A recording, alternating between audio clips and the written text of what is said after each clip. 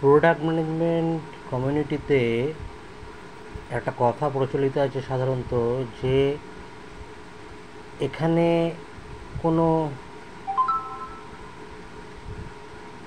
কোনো পাগল করা ম্যাপ এখানে সারভাইভ করতে পারে না, যাদের সঙ্গে কোনো বাস্তবতার সম্পর্ক নেই এবং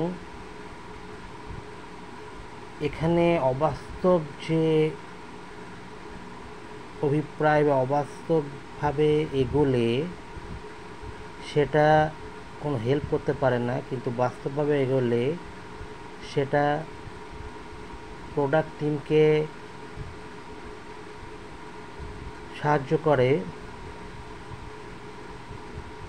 যেটা আউটডেটেড রোডম্যাপ টেকনিক করে না।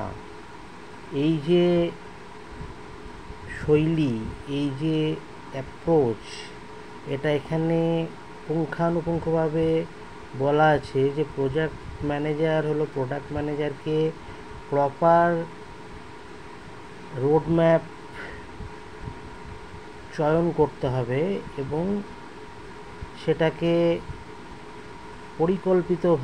পরিকল্পিত মাধ্যমে সেটাকে প্রয়োগ করতে হবে। তো প্রোডাক্ট ম্যানেজমেন্ট হলো একটি শৈলী যেটা সর্বসময় এটা গ্রো বাড়ছে সময়ের সঙ্গে সঙ্গে। এবং প্রোডাক্ট ম্যানেজমেন্ট যারা উচ্চাকাঙ্ক্ষী, যারা সমস্ত জ্ঞান এবং বিপণনকে মেজার করে